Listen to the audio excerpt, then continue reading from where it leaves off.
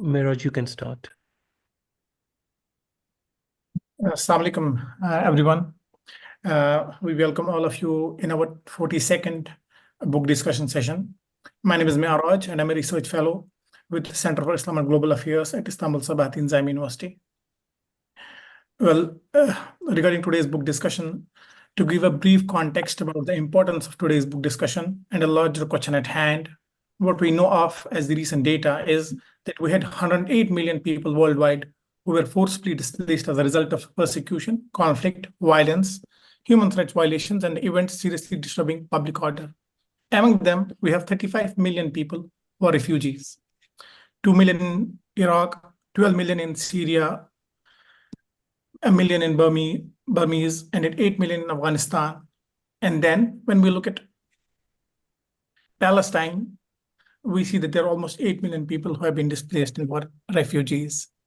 And more so when we look at the current events which are unfolding in Palestine and open genocide of Palestinians in Gaza, we see as of January 2024, more than 85% of Palestinians in Gaza, approximately 1.9 million people, were internally displaced during the 2023 Israel war. In the wake of recent events and ongoing genocide that is unfolding in Palestine, today we have invited Dr. Anna Irfan to talk about her book, Refugee and Resistance, Palestinians and the International Refugee System. Dr. Anna Irfan is a lecturer of interdisciplinary race, gender, and post-colonial studies at University College London. Her work examines colonial legacies in displacement and bordering practices, focusing on Palestinian refugee history and modern Middle East.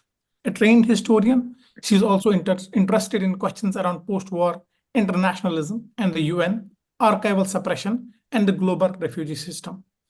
Anna is the author of Refugee and Resistance, Palestinians and the International Refugee System, which has been published by Columbia University Press. And that is the book she's going to be talking with us today. So before I request Professor Anna to start her presentation, I would request the director of our center, Professor Samuel Aryan, to offer his brief introductory comments. Thank you so much.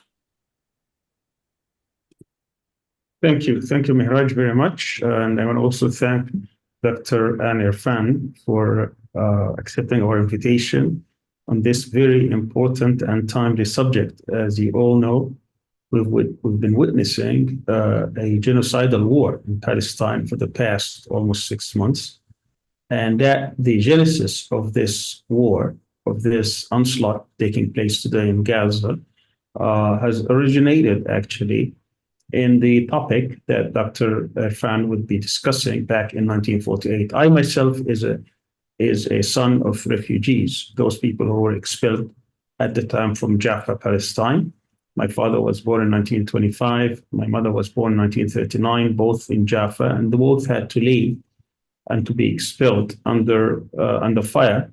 And of course, they were expelled at one point to different places from Gaza, and then we went to different places. But that's only one family or two families at the time. But as Dr. Ann would also discuss in her remarks, there were 700, perhaps 50, perhaps 800,000 people were expelled during that time, which represented from those areas that were ethnically cleansed, perhaps as much as 85% of the population. That is unprecedented in modern times, where you have that much of a population being displaced over less than a year. Now, we have almost 76 years later, this is still a festering problem that has never really been resolved. And the obstacle to this, of course, is that we have a regime, a Zionist regime, which this is not the topic that we are going to discuss today, but basically that regime does not allow those who were ethnically cleansed to return back. And we have now this almost a fifth generation refugee problem. So I'm very pleased that we are discussing the topic today, particularly now that we are hearing that there is all kinds of plans for the people in Gaza. Keep in mind that people in Gaza is about 2.3 million. 300,000 actually relocated at the time in 1948-49 to Gaza. These are mostly the descendants of those refugees. These people have always been classified as refugees, along with millions others, some of them in the West Bank, but mostly in other parts of the world, particularly in Jordan, Lebanon, Syria, and also beyond. This problem, the problem of Palestine, the cause of Palestine, cannot be resolved, cannot reach an end without actually tackling this problem. One of the so-called remaining issues that were supposed to be discussed after the Oslo process, after the Oslo Accords, was the question of the refugees, or what's termed as the right of return. This right of return was actually became law. The international law was passed, has passed. In both 181 was the division in the two lands, but 194 was the resolution that has passed, in which the Palestinians who were forcefully expelled and exiled had the right to return back. This has never been implemented, and that's why we have these problems today.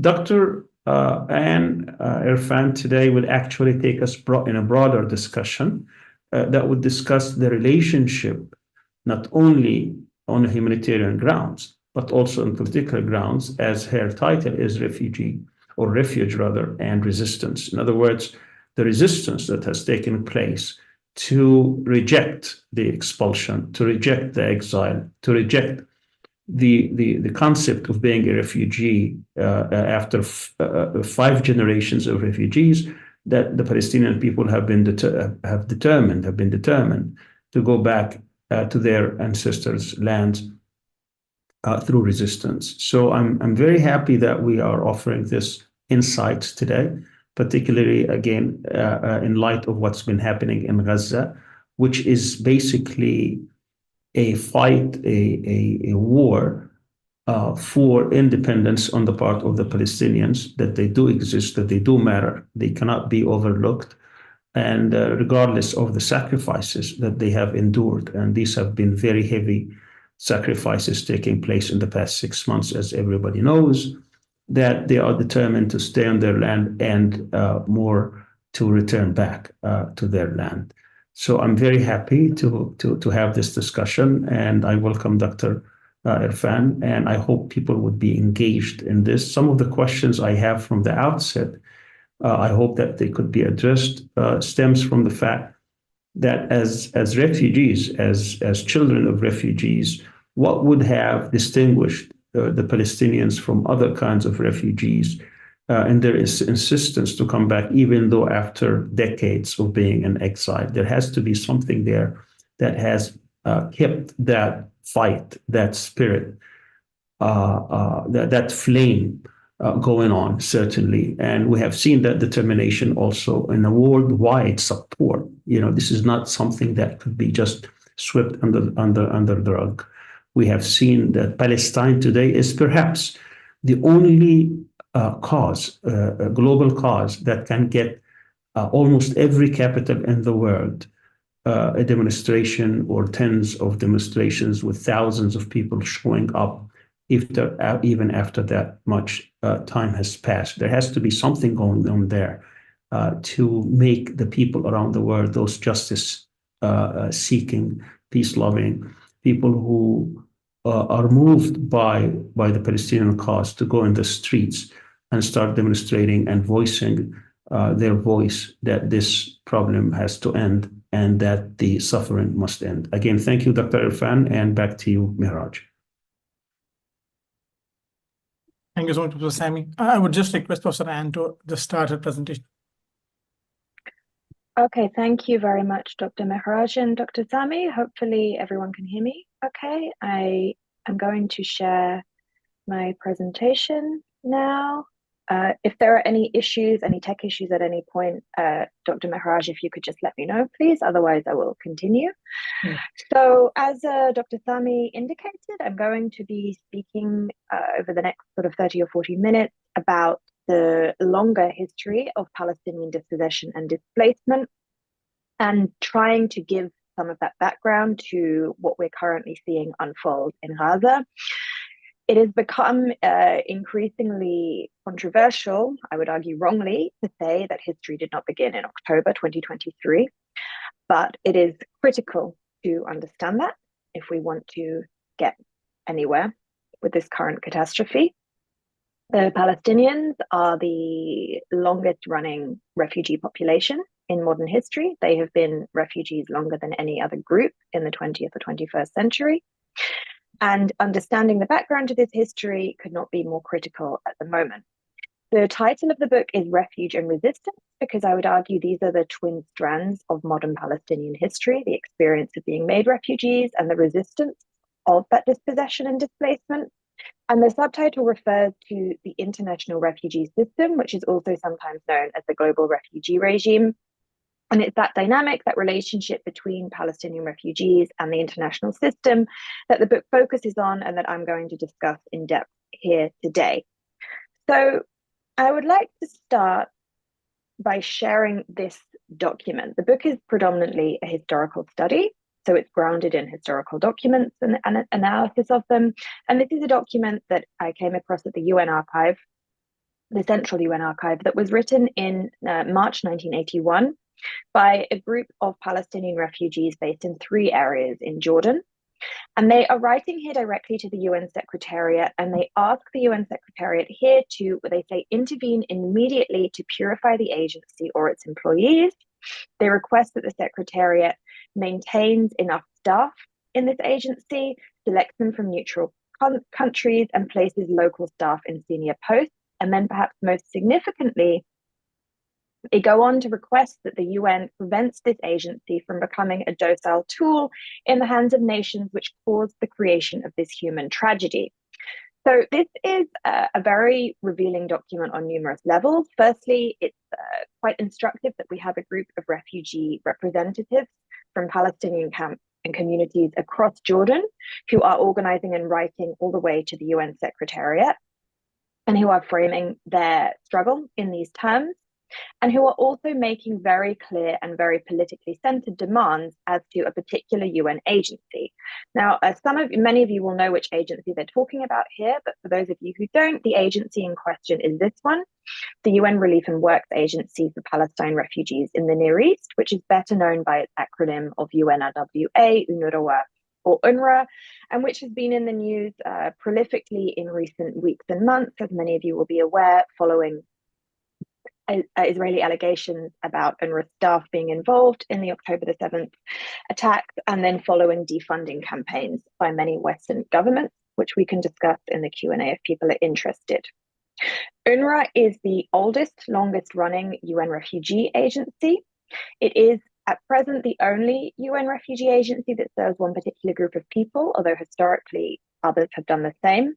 And it is particularly critical to understanding Palestinian refugee history because UNRWA essentially has been contemporaneous with Palestinian refugee history. So as I would imagine many in this audience are aware, and as Dr. Sami discussed in his introduction, the Palestinian refugee crisis began in 1948 with what is known as the Nakba, or the catastrophe, when at least 750,000 Palestinians were expelled and displaced, made into refugees, either being expelled directly, sometimes at gunpoint, by first Zionist militias and then the Israeli army, or fleeing for fear after hearing about massacres that were taking place nearby. This was possibly as much as 3/4 of the Palestinian population at the time. And as we can see from this map, their displacement, their movement, their expulsions encapsulated the entirety of Palestine. People fled in all directions across the entire country, seeking refuge, and often stopping in one place or more than one place before they found some form of safety. Crucially, of course, as we're aware, the vast majority of refugees fled in the belief that this was going to be a temporary movement. They believed they would go somewhere else until it was safe to return. And with that in mind, many of them left most of their belongings behind. They took their keys with them, and they thought that they would be back before very long. We see here just a couple of pictures of that mass flight, those mass expulsions in 1948, that should give some sense of not only the chaos, but also the expanse of this mass flight. On the left, of course, we see people fleeing by land, and on the right, we see people fleeing by sea. Actually, the picture on the right illustrates specifically what Dr. Sami said in the introduction about his own family history, because on the right here, we see people fleeing the port of Jaffa in 1948, trying to get to safety by sea. And we know about 10,000 Palestinians fled Jaffa for what became the Gaza Strip for Gaza at this time. So today, we have significant numbers of people in the Gaza Strip who are the direct descendants of refugees who fled Jaffa and who were expelled from Jaffa in 1948. One thing I would also mention about these photos is, while there can be no doubt that the Palestinian refugees were victimized and were victims of the expulsions of the Nakba, they were not only victims, they were also survivors. Palestinian refugees, like refugees everywhere, are fundamentally people who rescue themselves, people who seek to remove themselves and their loved ones from situations of danger, and survivors. And I think in these photos, we get a sense of that survival as well as of the victimhood. And that is aligned with, as I said earlier, what I argue are the twin themes of Palestinian recent history: refuge and resistance. So what happened to these hundreds of thousands of Palestinian refugees? Those who had more means and resources were able to find accommodation in the places where they sought shelter, maybe rent somewhere, maybe buy somewhere, or stay with friends and relatives. But as is often the case with mass refugee crises, those without means ended up seeking shelter wherever they could. So on the left, you see a group of refugees seeking shelter in a cave just outside Bethlehem. And on the right, you can see an elderly Palestinian couple, refugee couple, who were seeking refuge in Ain Helwa. I did my stuff at the beginning. She's really good. It's called Refuge and Resistance, Palestine and Palestinian Refugee Crisis, and the International System. Sorry, should I keep going? Okay. Please. Okay. So on the right, we have a picture of Ain Helwa, which was a camp established in the aftermath of the Nakba in southern Lebanon that still exists to this day. And camps like this one sprung up across the region in response to the Nakba, and the vast majority of them still exist to this day because, as Dr. Sami said, this is a dispossession that remains unresolved.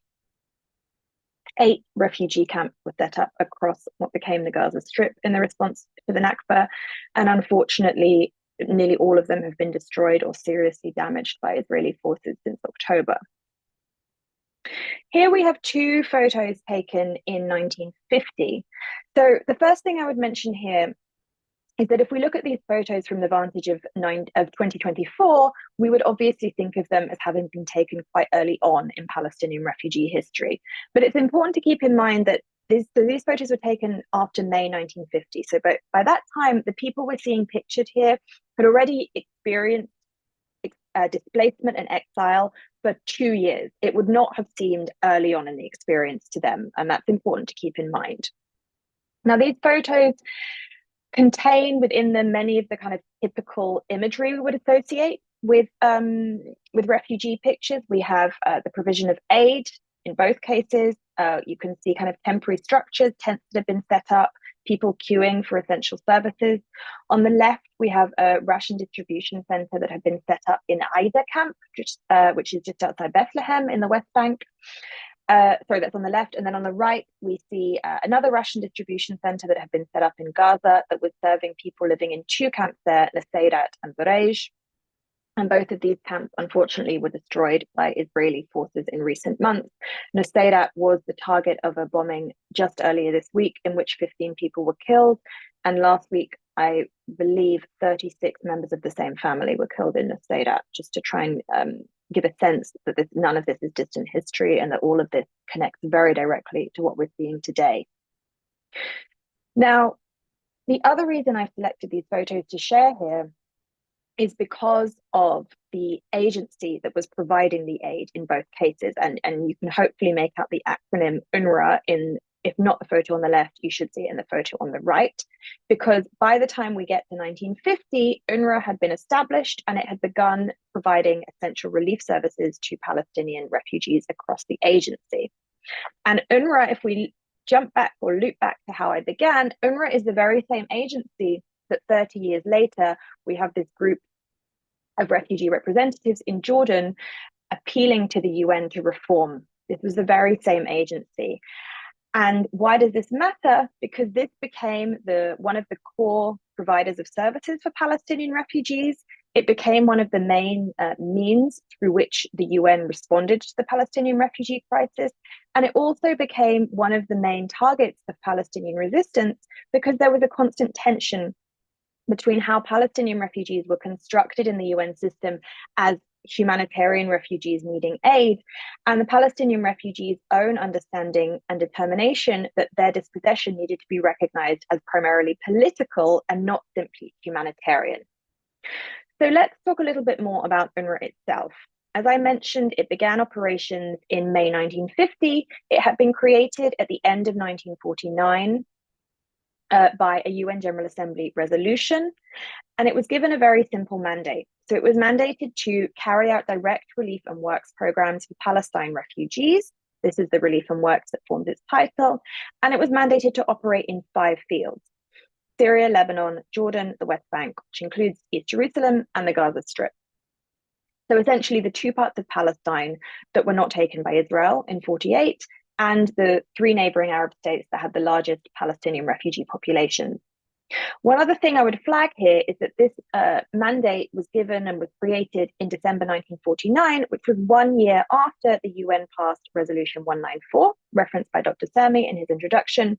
Resolution 194 had confirmed and recognized the Palestinian refugees' right to return to their homes. Even though it was recognized, the UN did not take action to implement this right. And a year later, the UN was increasingly turning towards these AIDS-based responses, service-based responses, rather than political resolution. So UNRWA began operations in what is broadly known as the 5 fields, the areas which you can see on the map here. And it quickly became particularly visible in those refugee camps, which I mentioned earlier, and which are indicated here in those maroon triangles. And most of these camps still exist today in various forms. UNRWA did not only provide services in the camp, and actually it's worth noting that the majority of Palestinian refugees did not live in the camp, but the camp and the refugees who lived in them had an outsized significance. This was where obviously the poorest refugees ended up, those who had the least to lose and the most to gain from engagement in political activism. The camps also took on a particular significance as spaces that encapsulated the Palestinian experience. They were sometimes referred to as Palestine in exile. There's a quote I include in the book from a Palestinian refugee named Fawaz Turki, who was exiled from Haifa in 1948, where he says, "We had not left Palestine in 1948, we took it with us into the camp." So the camps were incredibly significant as Palestinian spaces in which the refugees could maintain their memories of Palestine, could pass them down to generations who were born in exile, and also could organize themselves politically. There's something of an irony in this, because in many cases, refugee camps were designed as a way to try and actually contain and repress Palestinian activism, but to some degree, they ended up doing the opposite. Now, UNRWA came to develop its services over the years as the refugee crisis dragged on, as the right to return was not implemented and the Palestinian refugees remained in limbo. UNRWA shifted its focus from emergency relief towards what we might term longer term development services, particularly things like large-scale health and education programs.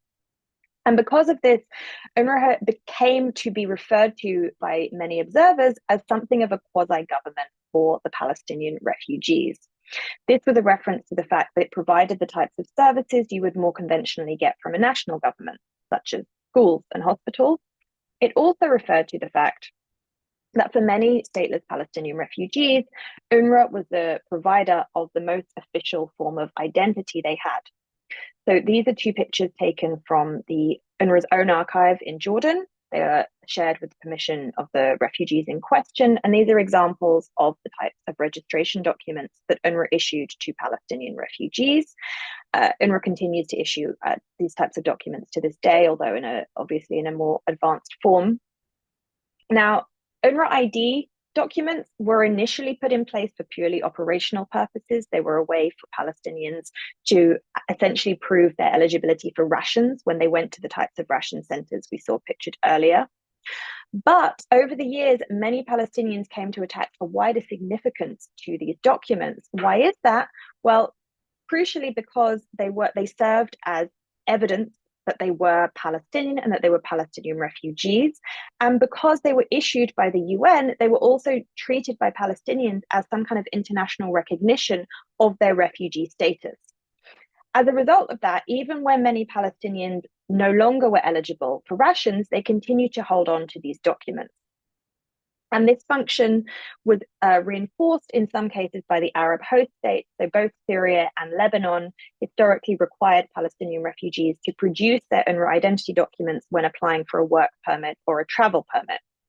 This meant that for stateless Palestinians, instead of applying to a national government for a passport, they would apply to a UN agency for this ID document. And this quasi-governmental element of UNRWA's role is reflected here in this line from Salah Salah, who was himself a Palestinian refugee and was for many years head of the Palestinian National Council's Refugee Committee. Speaking in 1914, he said, "The Jews got Israel and we got UNRWA." So he was referring directly to the kind of quasi-governmental, even quasi-state element of UNRWA's work.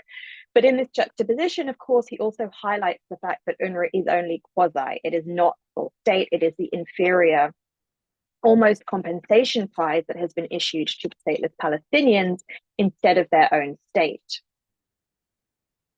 If we look back at UNRWA's mandate, it is nowhere near comparable to the powers of a state. It does not have sovereignty. It is a temporary agency. Its mandate is renewed every couple of years. And of course, perhaps most critically, it doesn't have any kind of armed forces. It's not the state that Palestinians wanted for themselves, and it's run predominantly by so-called internationals who are in practice nearly always Western managers. In his statement that the Jews got Israel and we got UNRWA, Salah also alludes to long-running Palestinian apprehension, suspicion, and sometimes even hostility towards the UN and its role in the Palestinian refugee crisis. This dates back to the early 20th century. The UN's predecessor, the League of Nations, had been responsible for granting the mandate for Palestine to the British in 1922, which was regarded by many Palestinians as contravening their right to national self-determination.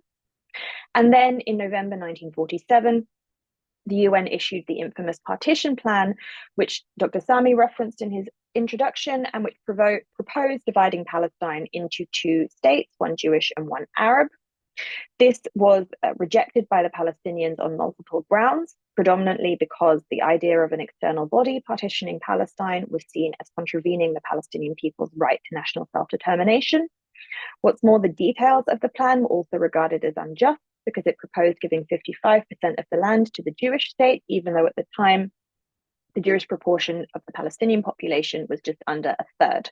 So it would have been 55% of the land to around a third of the population. On these grounds, the Palestinians rejected it, but many of them continued to blame the UN for what happened subsequently, for the events of the Nakba, and for the UN's failure to implement the right of return, even though it did recognize it in Resolution 194. Palestinian refugees remained aware over the year of the complex ways in which notions of internationalism could be used to impose essentially Western and global North dominance on peoples of the global South, including the Palestinians themselves.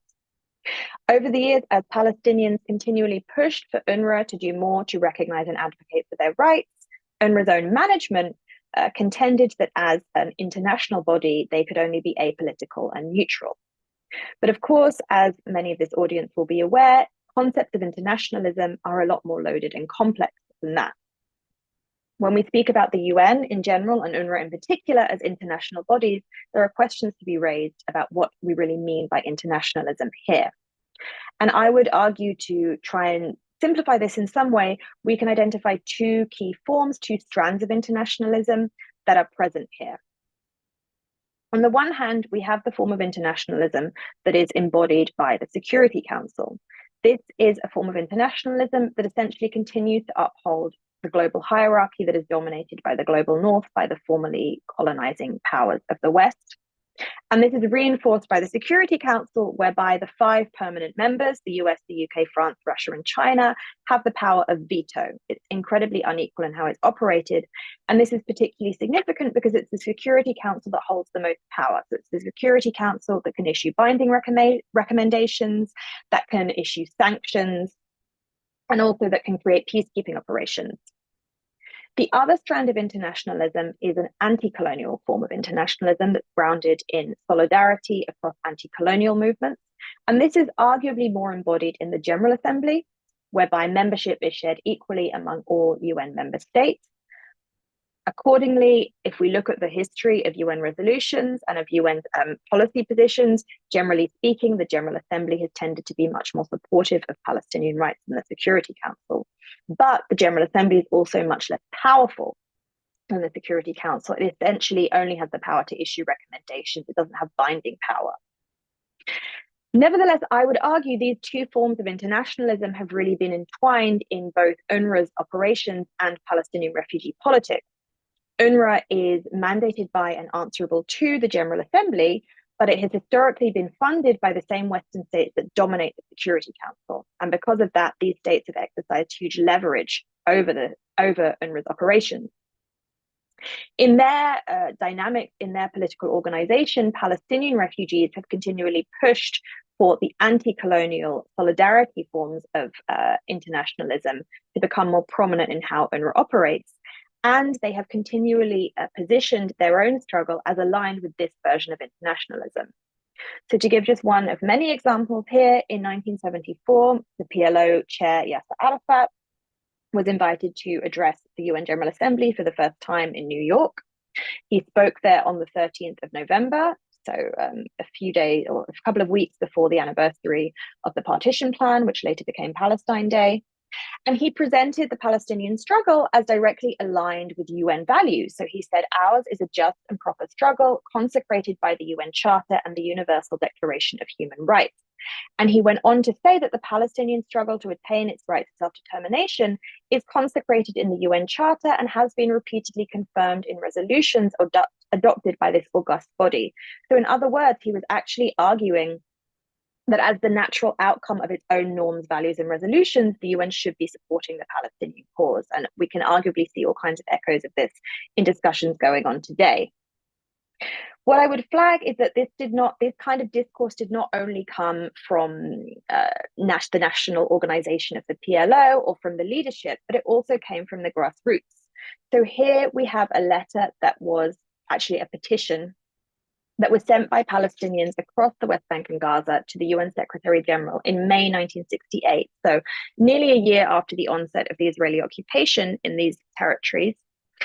And I'm not going to go through the whole thing, but a couple of points I would flag here that I think are significant. If you look at the penultimate paragraph, the Palestinian petitioners, in their condemnation of Israeli atrocities, they go on to say that these atrocities are in discord with all international conventions and Security Council resolutions and the UN Charter. So this discourse, this positioning of the Palestinian cause as actually aligned with the UN's own values, was not only found at the PLO, when it came to the PLO or when it came to the level of high politics and diplomacy, but also at the grassroots. This in turn fed into a view of UNRWA that it was not a provider of aid or charity, that its services were instead entitlements that were owed to the Palestinians on the grounds that the so-called international community, as institutionalized at the UN, had failed them. It had failed to impose its own or to implement its own values and norms, and therefore UNRWA was their right until the right of return would be granted. And before I wrap up, I just want to share a couple of examples of what this looked like.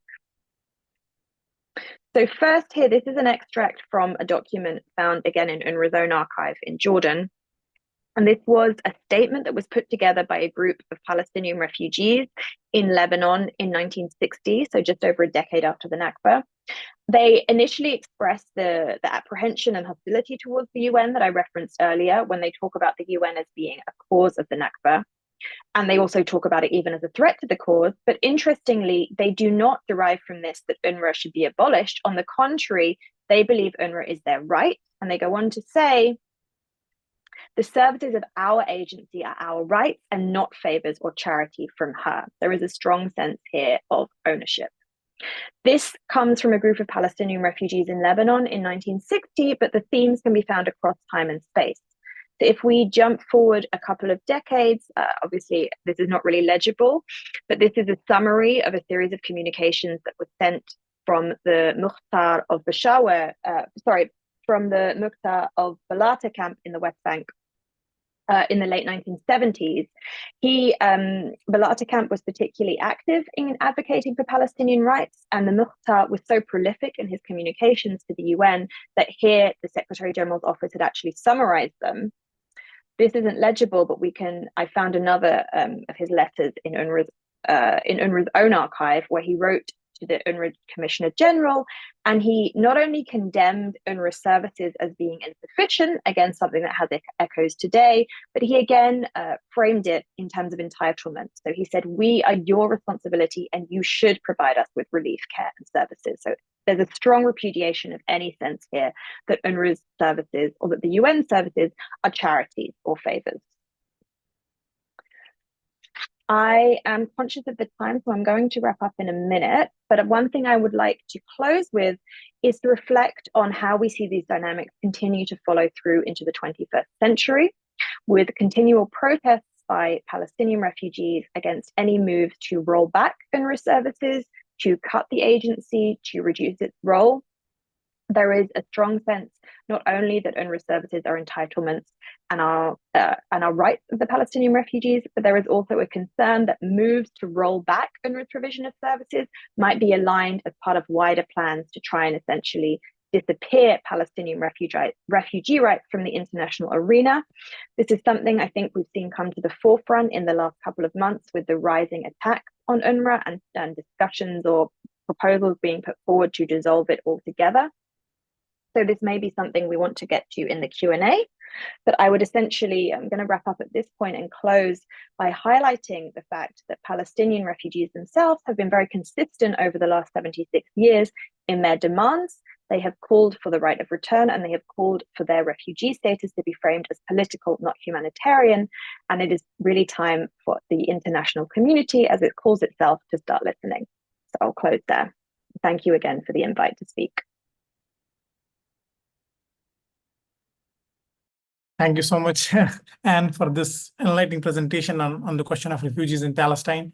You know, when I was reading your book and when I was thinking about this idea of this question and the problem of refuge and refugees, it struck me really deep to see this dichotomy or this connection between you, an individual turning into a refugee, and while looking from the episteme of the nation state, you see that as a citizen of a country, of a nation, of a territory, immediately turns into a refugee, and he loses all his rights. Because unless and until you are not a citizen of a nation state, you cease to expect and demand those rights as a citizen. So basically, the very identity, the very forms of modern identity are etched into the idea of nation state. So how do you look at this idea of this relationship between the idea of modern citizen and nation state and the crisis of refugee in the modern world, primarily in the context of Palestine?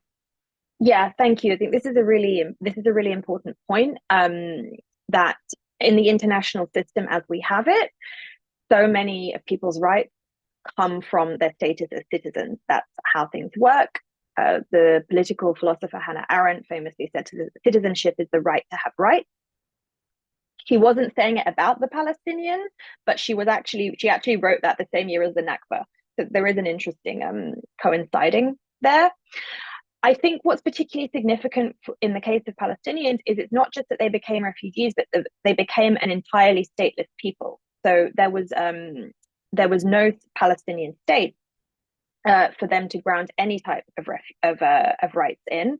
And what's more, this continued to have knock-on effects. So Palestinian displacement, it was not a one-time event. Obviously, it began with the Nakba, but many Palestinians speak of ongoing Nakba to reflect the fact that it's been continuous over the years. And what's more, the fact of statelessness, that almost that structure of statelessness, has made Palestinians really vulnerable to continual further displacement. It's meant that when they are living long-term in different states or in different regions, they are often the most vulnerable to violence, to wars, to expulsion, because they have no state of their own in which they can ground their rights. And also it has meant that states are often more reluctant to accept and absorb Palestinian refugees because of this fear that they'll have nowhere in the long term to return to. So for example, when we've had over the last decade the Syrian refugee crisis, more than 120,000 Palestinian refugees became twice refugees. They were forced to flee Syria, and we found that it was more difficult for Palestinian refugees from Syria to gain asylum in places than it was for Syrian refugees, because of this reluctance, this feeling that taking on a stateless population was undesirable.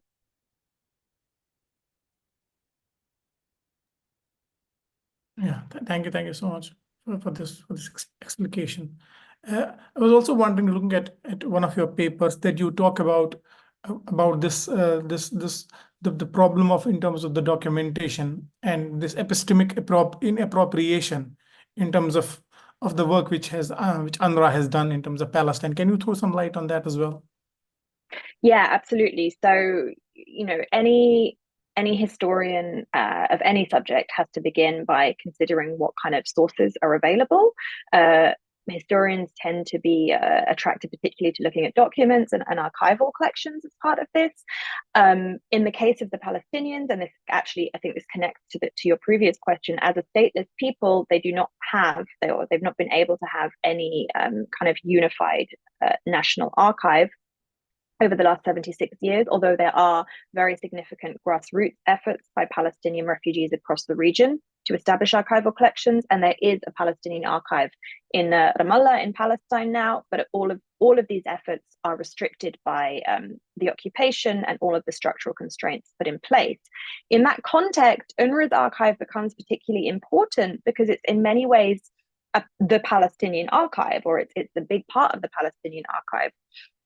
But UNRWA's archive is closed. Getting access to it is very difficult. To some degree, that is, there are appropriate measures that should be put in place for protection, but there also needs to be some transparency and openness around it.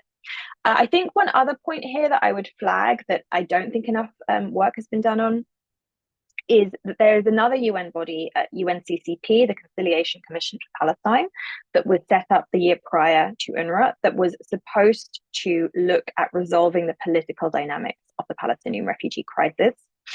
UNCCP actually still exists, but in practice it's been defunct for many decades. Now, the reason I mention UNCCP is because UNCCP did a lot of important work in collecting information on the property that had been lost by Palestinian refugees during the Nakba and the compensation that should be owed to them. But UNCCP's records have been closed for decades. Researchers can't get access to them. And that is a really important point that I think we always need to remember in any conversation about archives or records collection.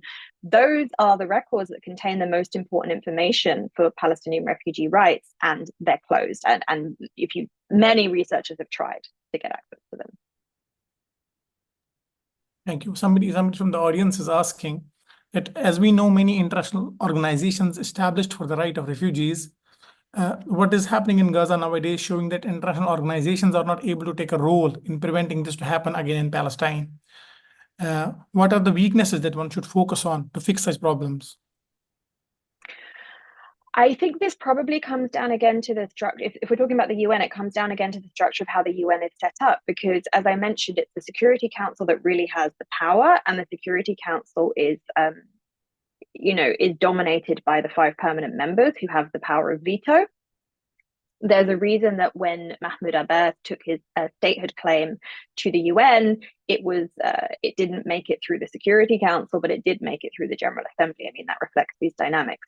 So probably the way forward, in an ideal world, would be to reform the Security Council and to make it more of an equitable representation of an actual international community. But the problem is how you would create the impetus or the mechanism to do that, because it would require these states giving up their own power. But I think that's probably the simplest answer to that question. And how do you look at this universalist narrativization on Palestine by the, if I won't be harsh in using the word, Western academia, in a way which shows a very different side of Palestine? How do you think that decolonial scholars or scholars like you can push back against this narrative? So there's a lot of, really great work that's been done and that's been spearheaded by Palestinian scholars themselves. Obviously, the founder of the whole field of post-colonialism was a Palestinian, was Edward Said. There's also an increasing awareness, although there's a lot further to go, about the importance of centering institutions, universities, the academy in the global south, in Palestine and beyond itself. A lot more needs to be done in this regard. There's questions about how academics who have the privilege of global north institutions also can be using their voices in this sense. I do think one positive sign here is there is a lot of push from younger generations and from students who very much support this approach and want more emphasis on it. But there is definitely a lot further to go. Thank you so much. I'm sure there are no more questions, but I still want to ask you. I was checking your work, and I saw that you are the next project you are working is something related to Palestine and South Asia in terms of the party. Mm-hmm. So would you like to share something about that so that we can also look for that? Sure. Yeah, sure. This is a partnership project with a colleague of mine who is a historian of South Asia.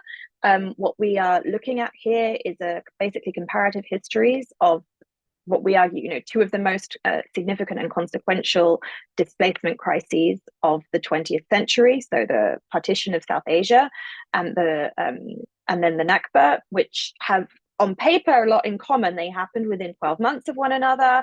In both cases, we saw new borders being drawn up. In both cases, British withdrawal, the presence of different forms of kind of ethno-religious nationalism.